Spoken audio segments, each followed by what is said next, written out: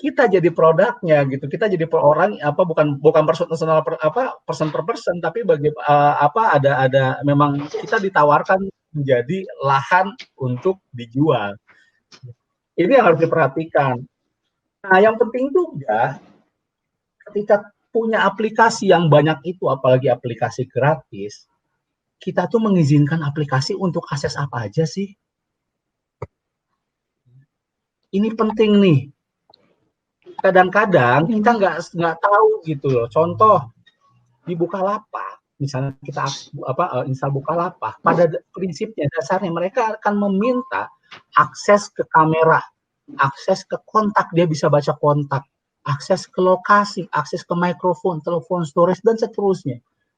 Ini harus dilihat, ini sebenarnya ada cara melihatnya. Nanti mungkin kalau sempat kita sedikit praktekkan, kita sedikit demokan ya, bagaimana ngelihat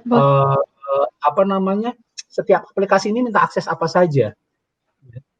Ini penting gitu. Jadi mohon maaf, pernah teman saya menemukan satu aplikasi kitab suci Al-Quran, dia install itu. Kemudian ternyata yang setelah dicek akses Al-Quran ini kita pakai buat apa sih? Buat baca Quran ya, buat baca gitu ya, buat tilawah. Kemudian apa yang dibutuhkan aksesnya? Paling dia nggak butuh akses apa-apa dong. Paling kecuali akses ke storage, misalnya ada beberapa aplikasi Al-Quran yang memisahkan murotalnya, betul, audionya kan, audionya itu dipisah sehingga dia harus menyimpan murotalnya ke memori kita. Jadi dia butuh akses ke storage penyimpanan kita. Tetapi kan nggak butuh akses ke yang lainnya. Apakah butuh akses ke kamera? Ya kita kan nggak pernah pakai Al-Quran untuk foto-foto gitu ya, atau untuk merekam suara kita pakai mikrofon kan enggak. Nah, bahkan ada satu aplikasi itu yang meminta akses ke kontak. Jadi dia bisa melihat kontak yang ada di HP kita. Lah, buat apa coba? Kalau misalnya Gojek itu masih mending, karena apa? Ketika kita mau kirim, itu kita bisa langsung milih kontak yang ada di HP kita. Itu kan Gojek yang dilakukan Gojek atau Tokopedia. Tapi kita juga bisa matikan itu dan masukkan manual. Ya, tapi ini yang perlu kita perhatikan. Jadi kita cek aplikasi yang ada di HP kita ini akses apa aja. Contohnya ini saya mungkin ini yang sering terjadi, sering ditanyakan. Pernah nggak ngalamin Kak Nurul di SMS atau di WhatsApp oleh orang yang menagih hutang dari teman Kak Nurul? Pernah nggak? Pernah ya? Iya, pernah. Nah, dari mana sih itu taunya? Jadi gini, saya misalnya mau minjem uang ke aplikasi pinjaman online atau aplikasi pinjol ini. Saya install dong aplikasinya. Salah satu yang diminta akses adalah akses ke kontak kita, dan kita kan nggak pernah baca itu yes, setuju, terinstall. Pinjamlah duit saya misalnya 2 juta ke aplikasi pinjol ini. Oke, udah bulan cicilan 500.000 atau 600.000 per bulan, karena kan biasa ada bunga gitu ya. Bulan pertama saya bayar, bulan kedua saya nggak punya duit, nggak bayar, dikejar nih sama aplikasi pinjol. Bapak Banyumurti mohon melakukan pembayaran di aplikasi Dana Malaikat. Ada tuh aplikasi Dana Malaikat untuk bulan Oktober ini, karena harusnya dibayar tanggal 1. Nggak saya gubris, ditelepon nggak saya angkat. Apa yang dilakukan si Dana Malaikat, si aplikasi pinjol ini? Dia akan akses nomor kontak yang ada di HP saya. Di situ ada nomornya Kak Nurul, ada nomornya Bang Amal gitu ya. Ini semua kemudian di broadcast. Tolong kasih tahu teman Anda yang bernama Indriyatno Banyumurti untuk membayar hutang di aplikasi Dana Malaikat, karena kami susah menghubungi beliau. Ke broadcast semuanya. Ya. Ini bahkan ini udah makin susah. Ini teman saya nih pernah dapat ini. Jadi ada orang namanya, ini saya blur gitu ya, sebut saja Mawar gitu. Hati-hati dengan orang ini gitu. Cowok sih, sebut saja Jaka gitu ya. Hati-hati dengan orang ini, Jaka, nomor telepon sekian, karena sudah mencabuli anak di bawah umur, sudah 5 anak menjadi korban, sampai ada fitnah seperti ini. Bahkan dulu yang sempat viral yang ini, ada namanya, keluarganya, ini foto ambil dari WhatsApp profilnya, dengan ini saya menyatakan bahwa saya rela digilir seharga 1 juta untuk bisa melunasi hutang saya di aplikasi InCash. Parah banget. Dan itu disebarkan di ini saya. Ibu saya kemarin bolak-balik gara-gara ada teman ibu saya gitu yang mengutang, dan di nomor teleponnya di kontak dia ada nomor telepon ibu saya, diteror ibu saya. Ibu saya umur udah sepuh gitu ya, udah tua, diteror sama orang yang nggak jelas. Ya udah saya bilang blok-blokin semua terus sudah. Ini gimana, dimasukin lagi ke WA grup, diblok ke segala macam, tolakin lagi semua. Ya udah gimana lagi gitu. Ini yang harus hati-hati terkait dengan bagaimana kita jaga melihat setting aplikasi di setiap akun kita. Dan apa sih yang harus kita lindungi untuk harus kita lakukan untuk melindungi privasi kita? Yang pertama, yakinkan bahwa email kita ini aman. Ya. Mungkin ini contoh. Ini saya mungkin sebentar. Saya akan coba ganti share screen, masuk ke mana ya, sini. Oke, mungkin bisa ditampilkan. Jadi saya buka, ini ada monitor.firefox.com ya. Ini untuk melihat apakah email saya pernah bocor atau tidak di tempat lain. Nih, contoh saja ya, saya masukkan nih email yang jorok, ini yang sering saya pakai buat daftar-daftar apa, yes, nggak pikir gitu ya. Nih, indriatna@gmail.com. Cek.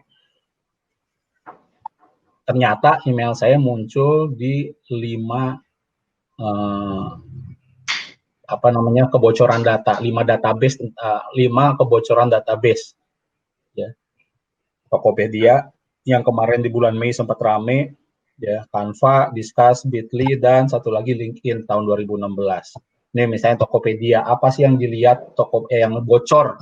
Data saya di Tokopedia, apa yang bocor kalau di data base kebocoran ini? Ada password, email, sama tanggal lahir, sama gender, jenis kelamin, dan nama. Hati-hati nih. Jadi apa yang harus dilakukan? Ya udah, begitu kemarin rame-rame data bocor, saya cek, ternyata data saya ikut bocor, saya ganti password. Udah, itu aja sih. Kalau yang orang yang parno, ya udah ganti, tutup akun, ganti akun sekalian. Ya. Itu contoh bagaimana kita harus menjaga, ngecek email kita apakah pernah bocor atau enggak. Nah, yang kedua, saya masuk ke sini, password@kaspersky.com. Ya. Ini apa? Ini tujuannya untuk ngecek apakah password kita nih, tadi kan Mbak Nurul nih sama nih passwordnya setiap akun. Dicek nih di sini di password@kaspersky.com, apakah password tersebut termasuk password yang kuat. Kalau misalnya saya taruh di sini kayak kasih password saya misalnya Makassar. Saya punya password mail misalnya atau password medsos Makassar. Dikasih tahu, bad news. Ini passwordnya common banget, biasa banget, dan cuma 1 kata lagi. Passwordnya ini udah muncul di 4.000 data kebocoran password. Kalau ada yang mau ngehack, butuh waktu hanya 4 menit. 4 menit. Kalau ada hacker nih mau ngecek, ini hanya butuh waktu 4 menit. Gimana caranya supaya ini ya, mungkin kita alay-alay dikit, M-nya ganti huruf besar, A-nya ganti angka 4 gitu ya. Angka 4. Masih ternyata muncul di 4 kali database. Dengan kalau misal di hack ada 14 menit. 14 menit. Iya. Waduh, kalau gitu saya tambahin nih Makassar. Besar semua. Ada seru 3 kali. Nice password. Hack resistant tidak ditemukan misalnya di semua database kebocoran password, dan butuh 800 abad buat untuk hack password ini. Ya, dicek di sini nih, kan Bapak Ibu sekalian, apakah password yang kita miliki memang cukup kuat, ya, tidak mudah ditembus orang. Nah, kemudian kan yang penting adalah password itu berbeda-beda seharusnya setiap medsos. Jadi ketika tadi Kak Nurul bilang nggak satu bocor semua. Sebenarnya ada satu kalau misalnya saya masuk ke Play Store ya, kalau misalnya Bapak Ibu ingin takut lupa pastinya kalau password lupa itu password banyak itu pasti lupa. Bapak Ibu bisa cari aplikasi yang namanya password manager. Nih, ada LastPass, Bitwarden, NordPass, Dropbox Password dan lain sebagainya. Kalau saya pernah disarankan oleh teman saya yang ahli security untuk menggunakan ini Bitwarden. Ya. Bitwarden ini adalah password manager atau pengelola sandi, di mana kita bisa menyimpan semua sandi kita. Ini saya mungkin saya stop sharing, saya mungkin tunjukkan ini. Jadi boleh ini ya pengelola sandi atau apa password manager ya. Saya mungkin tunjukkan sedikit. Ini kalau download aplikasi ini bisa simpan sandinya di dalam situ, terus nggak bisa bocor gitu. Kalau ngomongin nggak bisa bocor 1000% sih ya nggak tahu juga ya, tetap karena memang di atas langit ada langit. Tapi paling tidak ini bisa pertama soalnya ini saya tunjukkan deh. Sorry. Oke. Ini kelihatan ya, ini saya pakai ini Bitwarden, ya, ini Bitwarden ya, saya pakai. Nah pertama untuk masuknya sendiri jadi kita harus hafal satu master password, ya. Atau kalau saya sih pakai ini sidik jari, yang udah pasti nggak bisa orang lain buka kan. Kalau sidik jari hanya sidik jari saya. Lebih aman. Ini perhatikan punya saya misalnya, nih. Ini password berbagai macam media sosial dan ini saya tuh ada Android-nya, ada Instagram aja ada berapa akun gitu ya, ada LinkedIn, ada MyXL, Shopee, Shutterstock, Smule, Strava, Facebook, JDI, segala macam. Dan ini saya beda-beda. Suruh nginget semua banyak ini ya jelas nggak bisa dong, gitu ya. Jadi sebanyak ini saya beda-beda dan tadi karakternya sama semua kayak tadi tuh. Ada huruf besar, ada huruf kecil, ada angka, ada karakter. Saya taruh semua di sini gitu ya. Jadi ini yang membuat paling tidak ya relatif aman gitu ya, karena orang nggak bisa nembak dan atau misalnya satu kali bocor kita nggak bisa otomatis orang nggak bisa otomatis nge-hack juga, masuk juga ke akun kita. Oke, saya balik ke sini di share screen-nya, tolong ini tadi password password untuk ini. Nah, karena password itu saya bilang seperti pakaian dalam. Kenapa seperti pakaian dalam? Pertama, kita harus ganti berkala. Jadi ada yang bilang jadi kalau udah ganti password aman? Enggak, kita harus ganti berkala password itu gitu loh. Itu adalah salah satu prinsip keamanan. Harus jaganya itu kan namanya pakaian dalam kan nggak boleh kelihatan orang, ya, nggak boleh kelihatan sama orang. Dan yang ketiga adalah tidak pernah membagikannya. Kita nggak pernah kasih pinjem-pinjeman gitu loh. Nggak ada istilah pinjem-pinjeman password, ada gitu loh. Sharing-sharing sedikit sama pasangan segala, no, jangan gitu ya. Jadi itu adalah hal yang istilahnya memang private banget gitu ya. Jadi harus diperlakukan seperti pakaian dalam. Nah ini nanti untuk chat izin aplikasi. Nah Google misalnya punya fitur untuk privacy check up dan security check up. Ya. Jadi silahkan masuk ke alamat ini g.co/privacy check up atau g.co security check up. Ya. Saya ini sambil saya coba bisa dilihat di layar ya. Ya, bisa sambil dilihat di layar dan juga ini saya coba masukkan security check. Mungkin peserta sekalian kalau mau mencoba bisa dicoba. Semuanya tertulis di layar. Ya. Oke. Saya pindah lagi. Saya coba apa? Saya akan coba demokan deh kalau gitu. Beberapa ini saya buka mirroring dulu.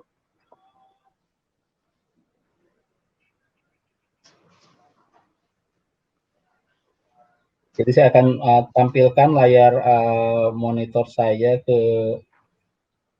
layar HP saya ke laptop, jadi bisa dilihat. Oke. Bentar, saya share screen baru.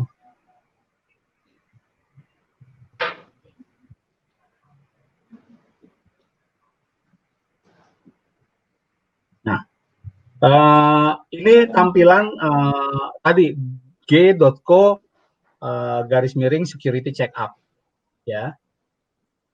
Ini Bapak Ibu silahkan cek nih. Ini untuk saya karena saya berapa kali ngecek ini, jadi udah hijau semua. Mungkin ada yang orange, bahkan mungkin ada yang merah. Apa aja sih? Pertama adalah your device. Apa saja perangkat kita yang login pakai akun Google kita. Misalnya tadi saya akun Indra Gmail gitu ya. Saya ternyata login di ini Samsung Galaxy Tab ya. Padahal saya Xiaomi. Xiaomi sama di Windows jelas ya di laptop saya. Apa? Recent security events gitu ya. Pertanyaan apakah ada hal-hal misalnya ada login tiba-tiba ada yang login dari India atau login dari Brasil atau login bahkan mungkin login dari Maros padahal saya di Jakarta, itu akan muncul di sini. Kemudian two step verification. Nah, ini penting nih.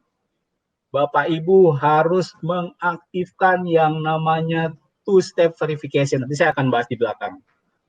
Kemudian apa saja data yang misalnya tadi kan saya login pakai apa saja data yang loginnya pakai akun Google saya. Ini saya ada Lola TV, ada StreamYard, ada Zoom. Itu loginnya pakai akun saya, pakai akun email saya. Nah, ini juga Gmail setting. Jadi ada beberapa ini. Ini yang harus kita perhatikan ya, harus perhatikan untuk akun Google. Nah, berikutnya yang penting juga adalah terkait dengan saya langsung aja praktek di sini di Facebook. Mungkin karena Bapak Ibu mungkin banyak di sini yang pengguna Facebook gitu ya. Nah, di Facebook ini juga Bapak Ibu harus cek juga namanya privasi setting. Caranya adalah klik yang garis 3 di ujung kanan atas, ya.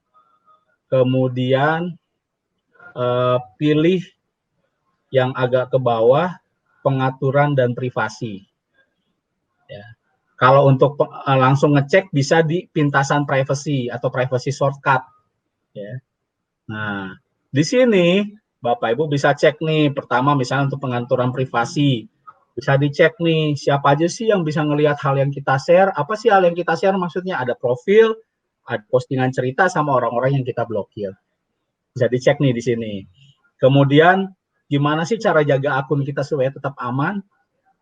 Apakah passwordnya sudah aman? Apakah Bapak Ibu sudah aktifkan atau dikasih 2 faktor? Apakah Bapak Ibu sudah bikin peringatan login? Jadi gini, Bapak Ibu yang punya akun Facebook, ini paling tidak setelah password, itu ada 2 hal penting yang Bapak Ibu perlu lakukan. Mungkin supaya lebih jelas bisa gini. Nah, oke. Ada dua hal yang Bapak Ibu harus lakukan setelah password udah jelas ya.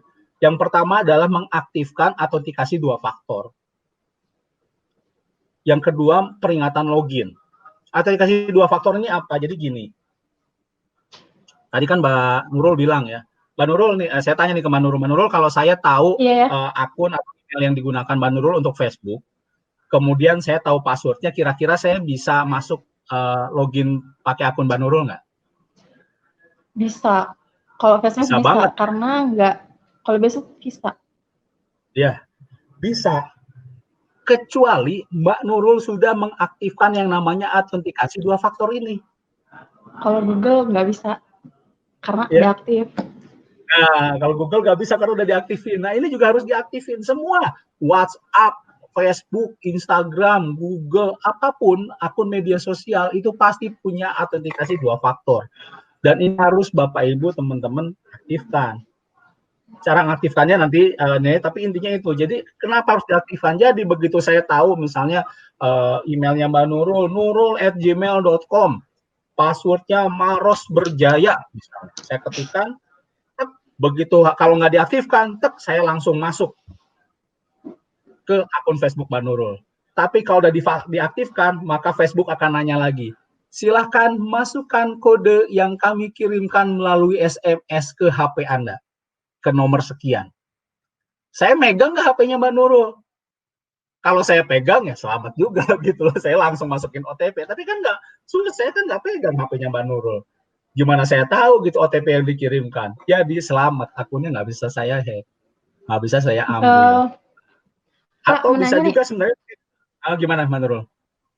Misalnya aktifin itu terus nomornya hilang, nomornya nggak bisa dipakai lagi. Gimana tuh Pak? Ganti, bisa di settingnya. Begitu misalnya nomornya nggak dipakai lagi atau nomornya hilang, masuk lagi ke sini, ganti dulu. Asal login ini masih, jangan barengan ya, maksudnya pas istilahnya pas akun dihack kemudian pas nomornya hilang, nah itu repot emang. Tapi kalau memang ini terpisah itu bisa di ini. Plus ada satu lagi sebenarnya, jadi dia tuh ngasih dua alternatif. Yang pertama adalah nomor telepon, yang kedua namanya adalah aplikasi authenticator. Macam-macam authenticator. Saya pakai misalnya Google Authenticator. Jadi nggak dikirim OTP-nya ke handphone saya, tapi saya bukanya melalui aplikasi authenticator itu. Ya, itu. Aman nggak Pak? Nah, gimana? Yang aplikasi authenticator itu? Itu tuh ini nih, kalau saya nih aplikasi authenticator itu nih saya pakai ini Google Authenticator yang ini yang bawah kiri ini, ya. Tapi kalau dibuka kayaknya nggak bisa kelihatan deh di layar ini. Tuh gelap. Walaupun sebenarnya ini kalau dilihat nih, ini layar saya di kamera, sebenarnya ini Google Authenticator itu kelihatan gitu. Tapi karena dia ini nggak boleh di mirroring gitu, aplikasi ini nggak boleh di mirroring sama. Jadi udah kayak Bitwarden tadi, ini saya buka Bitwarden ya. Ini Bitwarden saya buka, tuh gelap dia. Padahal di saya nyala.